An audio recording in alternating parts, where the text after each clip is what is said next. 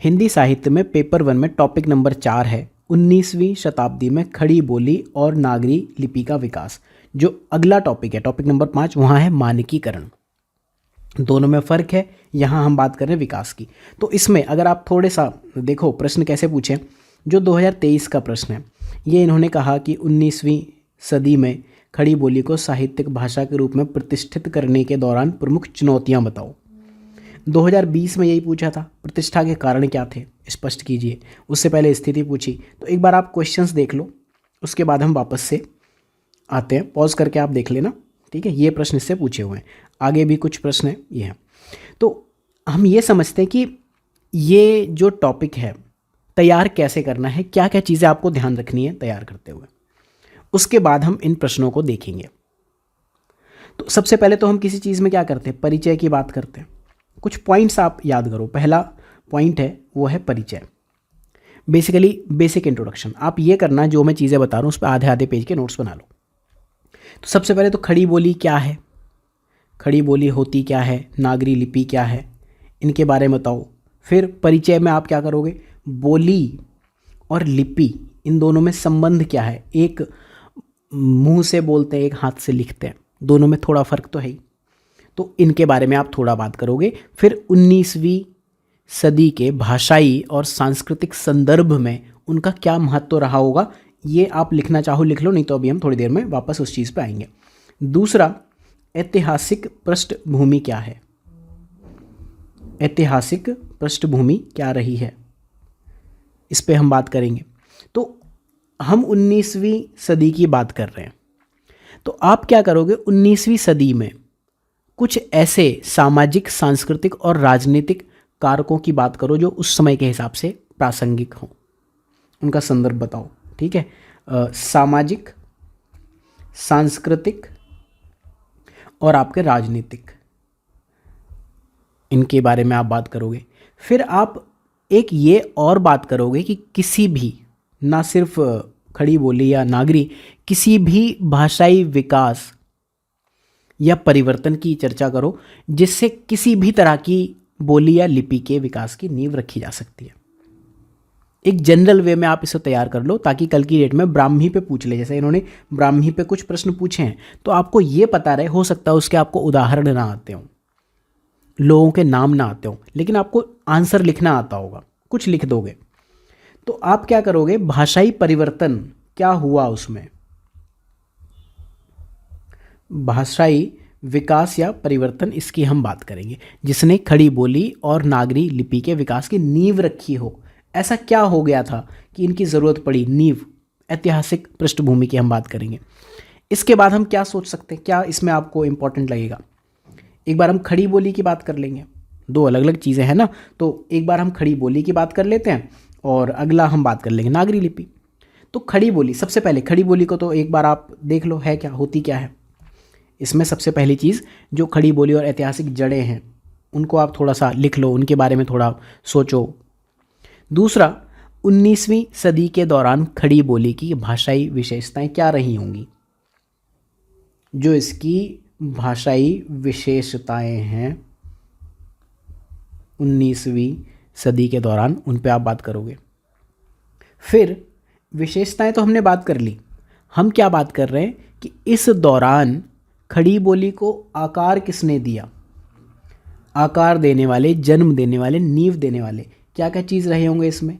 कोई परिवर्तन हुआ होगा उसकी बात करोगे, प्रभाव इस पे किस चीज़ का होगा उसकी बात करोगे, विकास की बात करोगे, किसी ने तो इस पे इम्पैक्ट डाला होगा। फिर इसमें आप क्या बात करोगे, जो उपयोग क्या है उस पे आप बात करोगे, प्लस जो क्षेत्रीय विविधताएं हैं उन पे बात करो। इसके अलावा आप बात करो भौगोलिक और सांस्कृतिक संदर्भ कुछ तो रहे होंगे जिसमें खड़ी बोली का विकास हुआ। जैसे हमने एक प्रश्न देखा था कि जो ब्रज भाषा है उसके एरिया में, उसके क्षेत्र में खड़ी बोली का विकास क्यों हुआ, तो वो प्रश्न यहाँ से बनता है, भौगोलिक या सांस्कृतिक, सांस्कृतिक क्या संदर्भ रहे होंगे जिसमें इसका विकास हुआ। फिर इसके अलावा कुछ दो चार बातें साहित्य, संचार या कोई और भी प्रासंगिक पहलू आपको नजर आए तो उसमें खड़ी बोली की भूमिका का विश्लेषण कर लेना। ठीक है, खड़ी बोली के बाद चौथा जो हम तैयार करना चाहें वो चाहेंगे नागरी लिपि का विकास। नागरी का विकास, वही जो चीज़ें हमने खड़ी बोली में देखी वही हम देख लेंगे नागरी में। 19वीं सदी में नागरी कैसे विकास हुआ, अन्य लिपि से क्या संदर्भ हुआ, कैसे विकास हुआ, इसका ऐतिहासिक परिचय आप दो। और इसके अलावा लिपि में एक चीज़ होती है, नागरी क्या है, लिपि है। तो लिपि का जब विकास होता है ना कहीं ये पहले शिलालेखों में पाई जाती थी। इंस्क्रिप्शन, जैसे अशोक के शिलालेख है ना, तो आप वो देखो कहीं शिलालेख में तो नहीं है। जैसे ब्राह्मी पे प्रश्न पूछा है तो ब्राह्मी तो शिलालेखों में बहुत मिली है, या प्रशासन में मिली हो, प्रशासनिक दस्तावेजों में कहीं मिली हो, या कहीं साहित्य में मिल रही हो।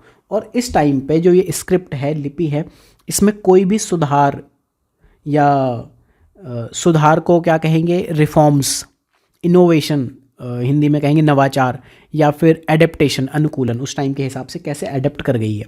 बाकी सारी लिपियाँ तो ख़त्म हो गई, ये लिपि कैसे एडेप्ट कर गई, एडेप्टेशन होता है इसे कहते हैं हम। जैसे क्लाइमेट में हम पढ़ते ना, क्लाइमेटिक एडेप्टेशन, वैसे ही भाषा का एडेप्टेशन, कि इसने कैसे सुधार क्या हुआ, रिफॉर्म्स, इनकी हम बात करेंगे। कुछ तो बात हुई होगी, क्योंकि खड़ी बोली तो इस टाइम पे जन्म ले रही थी, लेकिन लिपियाँ तो पहले से चली आ रही थी। सुधार की बात करेंगे, नवाचार, क्योंकि ये पहले से चली आ रही थी तो कुछ ना कुछ इनोवेशन हुए होंगे। और हमने क्या कहा, अनुकूलन, एडेप्टेशन, इनकी आप बात करोगे। अब इसके बाद हम क्या कहेंगे, ये दो टॉपिक हैं, दोनों कहीं ना कहीं रिलेटेड हैं, तो दोनों के बीच में इंटरप्ले को हिंदी में क्या कहते हैं, संबंध, अंतर संबंध। इसके बीच में अंतर संबंध क्या है नागरी लिपि और खड़ी बोली में। आप बताओ कि 19वीं सदी में कैसे दोनों एक दूसरे के पूरक हुआ करते थे, कैसे एक ने दूसरे को बढ़ाया, राइट। दूसरी चीज़ आप क्या कहोगे कि खड़ी बोली की जो भाषाई विशेषताएं हैं, जो खड़ी बोली है उसने नागरी लिपि के विकास को कैसे प्रभावित किया। खड़ी बोली की भाषाई विशेषताएं हैं, उन्होंने नागरी लिपि को कैसे प्रभावित किया होगा।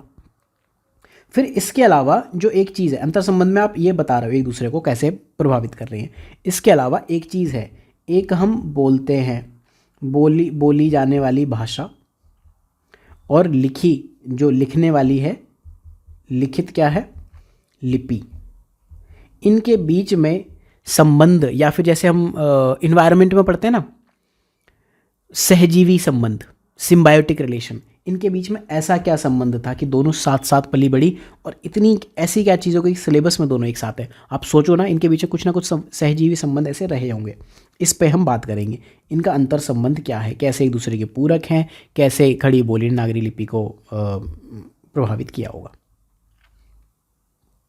फिर इस तरह से आप इनके सामाजिक और सांस्कृतिक प्रभाव पे भी बात कर सकते हो कि ठीक है। इसके बाद जो सबसे इम्पॉर्टेंट एक चीज़ होगी वो ये होगी कि कुछ लोग होंगे ना, दो तीन चीज़ें होंगी। लोग होते हैं जो विकास करते हैं, उल्लेखनीय शख्सियत कह लें, उसको हम रचनाकार कह लें।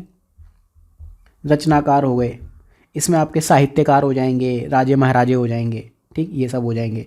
आंदोलन, कुछ आंदोलन हुए होंगे इस चीज़ को लेके, तो आप बताओगे उन कुछ प्रमुख व्यक्ति, विद्वान या आंदोलनों को बताओगे जिन्होंने खड़ी बोली और नागरी लिपि के विकास में भूमिका निभाई होगी, महत्वपूर्ण भूमिका निभाई होगी, और 19वीं सदी में उनका योगदान क्या रहा होगा। तो इसमें आप किन की बातें करोगे, व्यक्तियों की बात करोगे, विद्वानों की बात करोगे, विद्वान आई थिंक ऐसे लिखते हैं, आंदोलनों की बात करोगे। इन तीन चीज़ों की हम बात कर लेंगे, इन पे हो सकता कुछ प्रश्न आ जाए। इसके बाद जो एक चीज़ है, क्योंकि आप यूपीएससी की तैयारी कर रहे हो, तो क्या चुनौतियां हैं, क्या कुछ चुनौतियां हैं जिसमें आप क्या बात करोगे, विवाद। ये मेरे ख्याल से नंबर 7 है। क्या विवाद रहे, क्या बहस हुई है इनके आसपास, परिचर्चाएं हुई हैं। तो इन दोनों का, जब खड़ी बोली और नागरी का विकास हो रहा था, उसमें जो भी चैलेंजेस आए, कैसे क्या क्या चैलेंज आए और क्या उनको हल कैसे किया गया, उन चैलेंजेस को संबोधित कैसे किया गया, क्या सॉल्यूशन था।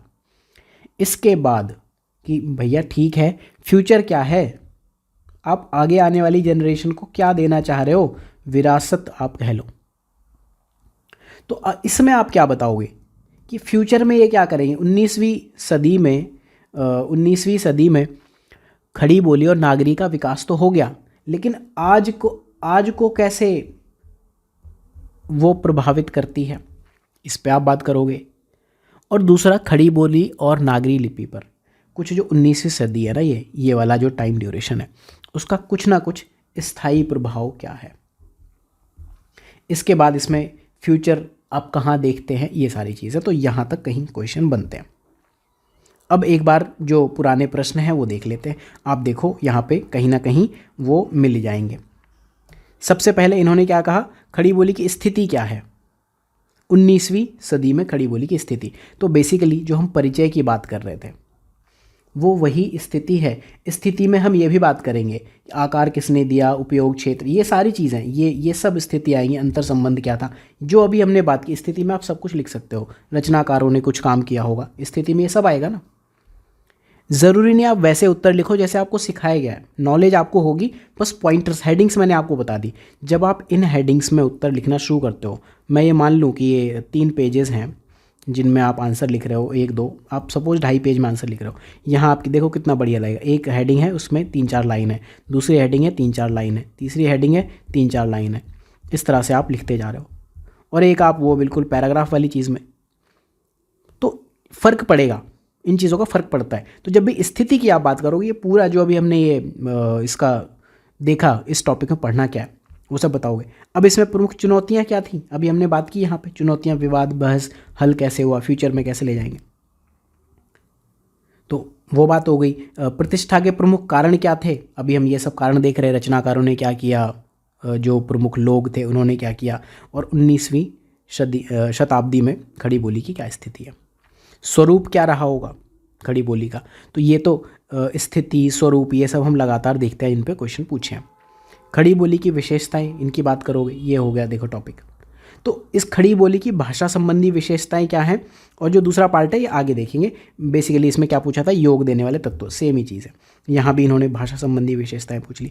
विकास पे क्या प्रश्न पूछे हैं, खड़ी बोली का विकास, इसके विकास पर प्रकाश डालिए, विकास क्या हुआ, खड़ी बोली के विकास को एक रूपरेखा दीजिए। इसमें एक अलग क्वेश्चन है कि खड़ी बोली के विकास के इतिहास में भारतीयता के आधुनिकीकरण की प्रवृत्तियों का समावेश है।